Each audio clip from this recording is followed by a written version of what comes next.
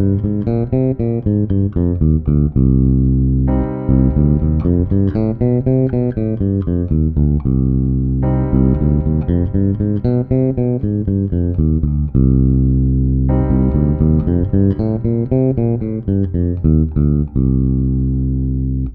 that was 4 different scales that I just played on a C minor chord. So just a simple C minor triad.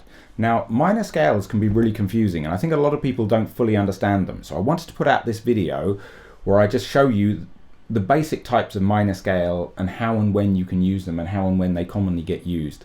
Now, I think most people understand the major scale. So if you ask people to play a C major scale, they'll know that it's basically do, re, mi, you know, starting on C. And it's just a simple pattern of intervals. It sounds like this.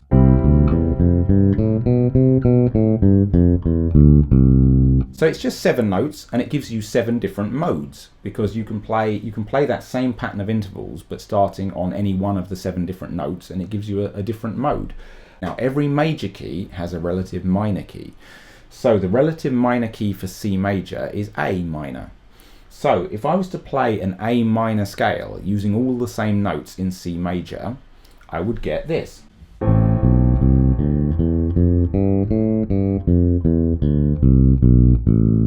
Okay, so C major and A minor have no sharps and flats, which means those notes are A, B, C, D, E, F, and G. Very, very simple. Now, that scale has got a couple of different names. It's essentially a mode of the major scale. So it's mode 6 of the major scale, and the modal name is Aeolian. All of the modes have a Greek name. So 1 is Ionian, 2 is Dorian, 3 is Phrygian, 4 is Lydian, 5 is Mixolydian, 6 is Aeolian. Now, Aeolian is also sometimes called the natural minor scale.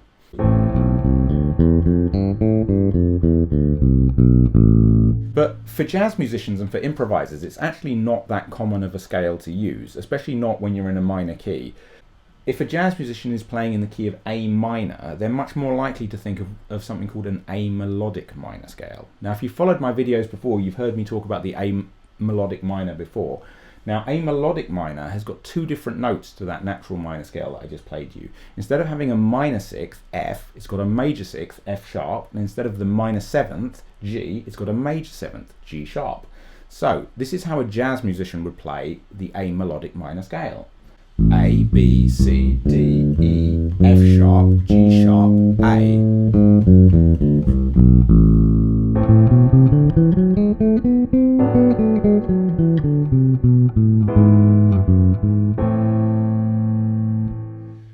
Now, this confuses people because classical musicians don't generally play the melodic minor like that. They play it differently. When classical musicians play the melodic minor scale, what they actually do is they play that scale that I just played you on the way up. So what I call the melodic minor, they play that as the ascending version of the melodic minor scale. But then on the descending version, on the way down, they play the A natural minor, or what I would call the A natural minor, but to them it's still the melodic minor. So it would sound like this. So again, this is the classical version. On the way up, A, B, C, D, E, F sharp, G sharp, A. On the way down, G, F, E, D, C, B, A. Okay? Now, there's a reason why jazz musicians don't play it like that. So if you're using scales for improvisation, then each scale is giving you a particular sound. That's what you're looking for really when you're using the scales. It gives you a particular sound. Now, obviously, if you change the notes on the descending version, then it's not giving you one sound, it's giving you 2 different sounds. Now, for those 2 different sounds, you need 2 different names. So it's perfectly possible for a jazz musician to play the scale like that. You could play this.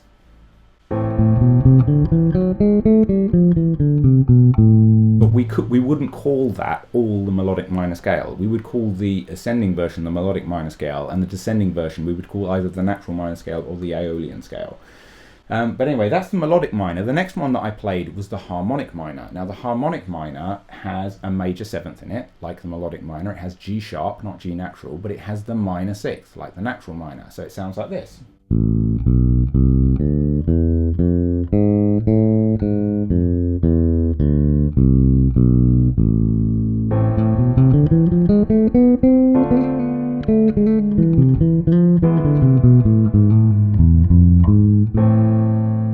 So that's the harmonic minor. Now it's important to understand that the melodic minor and the harmonic minor have their own sets of modes. So the major scale obviously has a set of modes. Now the natural minor scale I played at the beginning is a mode of the major scale. But the other two scales, the harmonic minor and the melodic minor, they're different. They have a different pattern of intervals, and so they both have 7 different modes of their own. And I've actually already done a video about the modes of the melodic minor scale. Maybe one day I'll do a video about the modes of the harmonic minor scale. I haven't done it yet, but you can check out my modes of the melodic minor, and they are quite useful for jazz improvisation if you're interested in that kind of thing. Now there was one other scale that I played at the beginning, which was actually another mode of the major scale. Now I think I mentioned that the natural minor scale is actually not used that often by jazz musicians. And the reason being is that the natural minor scale, A, B, C, D, E, F and G, that implies a minor 7 chord. So it would imply an A minor 7 chord. Now usually when jazz musicians play on an A minor 7 chord, they would use a Dorian, which is actually mode 2 of the major scale. So not mode 6, mode 2. Now it's slightly different. It has a major 6th and a minor 7th. So it sounds like this.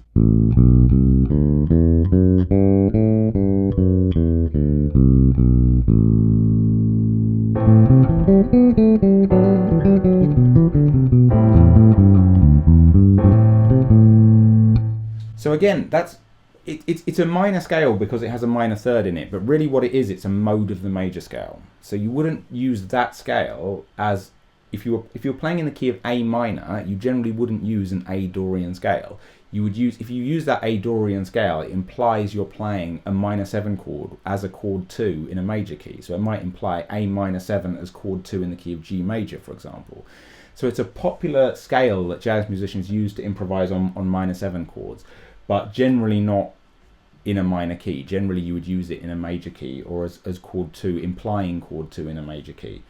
So these minor scales are confusing, you know, and they confuse a lot of people. And I've put out videos in the past about things like the melodic minor scale, and I know from a lot of the questions that I get from people that maybe not everybody understands this stuff, and understandably, because there's a lot to understand. So I hope this video has helped to kind of clear some of that stuff up. And yeah, one other thing which is not really on topic, but I'm running a promotion at the moment to get some new private students in. So it's mostly targeted at people who are going to come here and have lessons with me in my studio here. I live in East London, so in the UK.